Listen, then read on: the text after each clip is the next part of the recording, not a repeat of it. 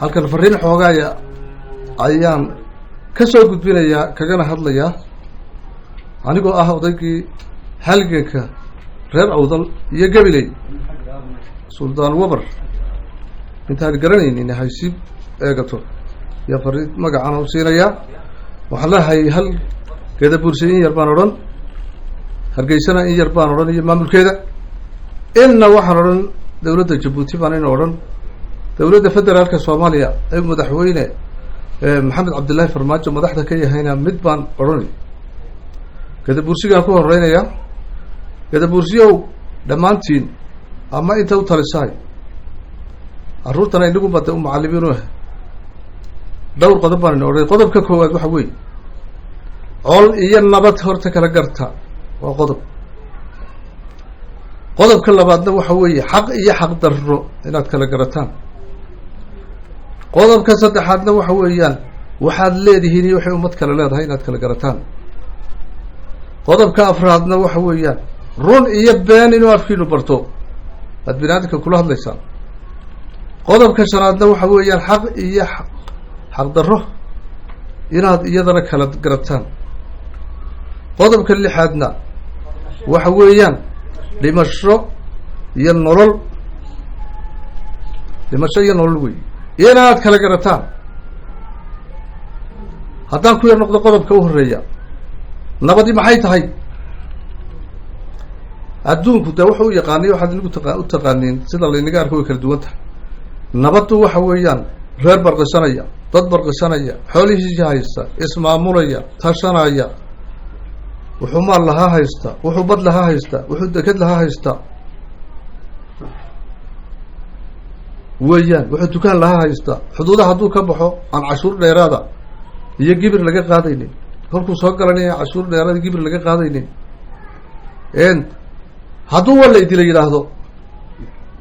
ha sheegin dadkii lagaa laayay dad laleeyahay nabad maa meeshaas waxyaabaha aan soo sheegay dadka haysta horta nabad meeshaa taalla ma jirto waxa la xidhxidhay namadii yidhi agoon baan nahayoo waalidiintayaa la xasuuqay oo 1,000 qof baa habeen lanaga dilay oo agoontii baan nahay dadkii yidhi hortiina lagu xidhay cidina kama hadlin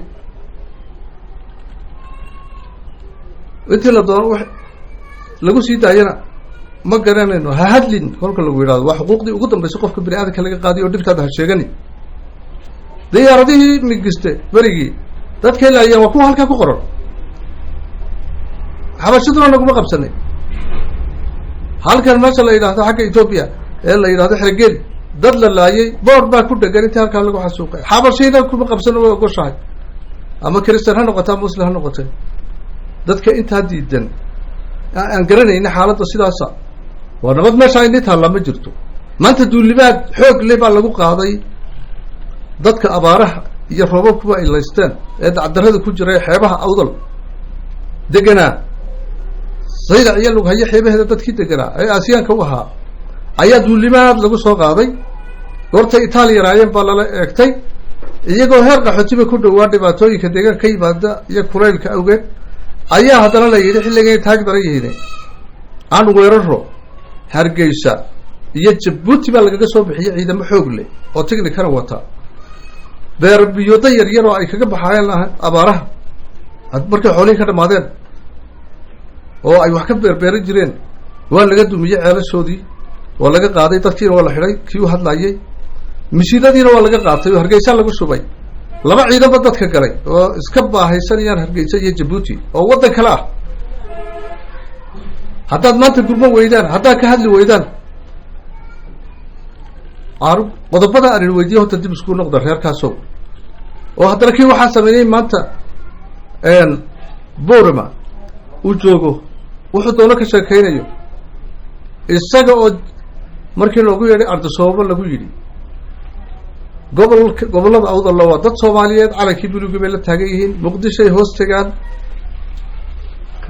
ka baxo ciidamadaada iyo maamulkaaga kala bax baa lagu soo yidhi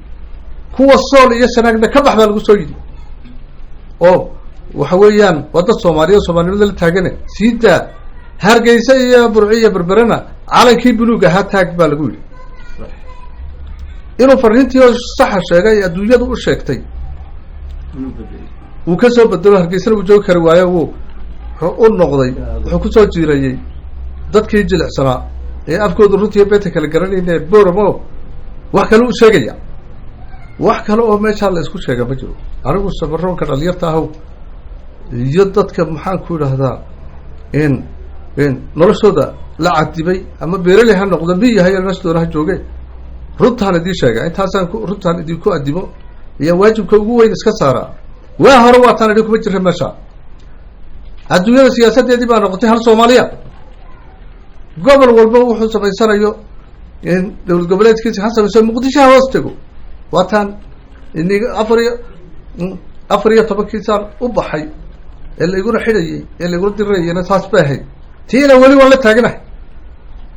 دولة قبلات هوست كيسار نهي أنا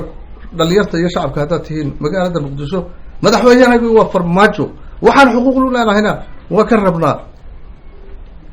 عيد كلام الصومالية ده تسومالي تبصي هذا أنا كل كنا نقول هاي سترة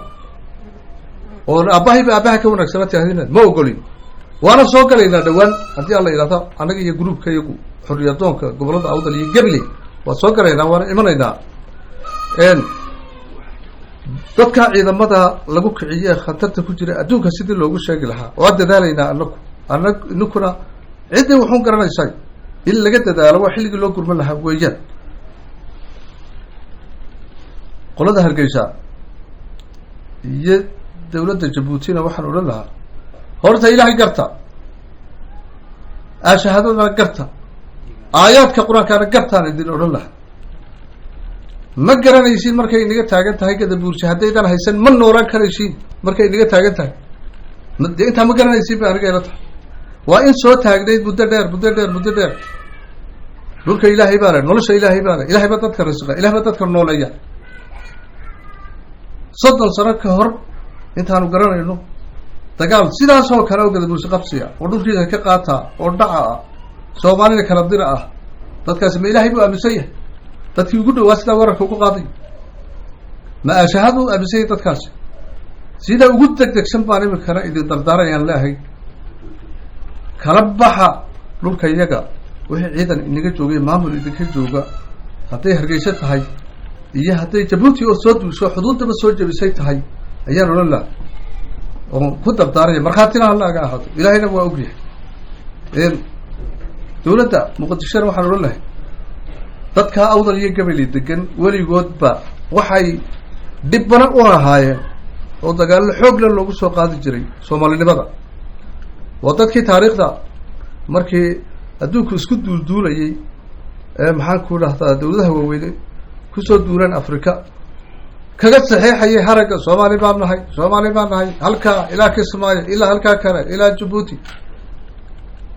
waa ku tolla yihiin halka dadkaasi adduunkiina meel u marayno weyla yihiin hareeraha laga fadhiya madaxweynaashii hore waxa la arkayay inuu dadku dareemayeen reer awdal madaxweyne Cabdullaahi Farmaajo inuu dadaal ka badan oo Soomaalinimo ah dadka Soomaalida inuu la yimiday aad u shaqeynayay Allah la jiray dhul badan wax ka qabtay halkaas wali waa ku harsantahay awdal wali waa ku harsay waa ku sugayaan madaxweyne adiga iyo ra'iisul wasaaraha iyo dawladda dadkaas imika waxa humanitarian kala yiraahday doonayaan aad bay xaaladoodu looga dayranaya cadow liita haysta aniga ninka loogu soo hagaagayana madaxweynaha aniga nin yiri rag iska reeb waxa raadciyay u hadla muddo dheer oo aniga waxa laga yaabaa kuwa kale oo adeer u ahay inay wax kale ku sheegaan oo kula jooga madaxweyne gurmadkaasaan kaaga baahannahay sida u degdegsan shisheeyaha ku duulay dhulka waa la kala leeyahay waxa loo kala degan yahay dilib iyo qolqole gobolada fogfog iyo dawladaha kale ka soo duulay inaad si degdeg looga saartid adduunkana u sheegtid UN-ka u sheegtid ayaa madaxweynahana u sheegi lahaa iyo dawladda federaalka Soomaaliya haddii fidna dhulka ka dhalatay iyo dii ka soo cusboonaadana ay mas'uul ka yihiin dadka la jaqlaysanaya Soomaaliyeed ee awdali gabay degani laftoodu hub badan bay haystaan oo hubkii waa hubaysan yihiin laakiin waxa hor jooga waxna waa iska dhicin karaan intii suurtagal laakiin waxa hor jooga odayaashooda iyo annaka hor joogno kala dambaynta iyana faraha ka bixin leh marka qaabkaas Soomaalinimada aad dib ugu dajinaysaan kugu dhowrana adan ku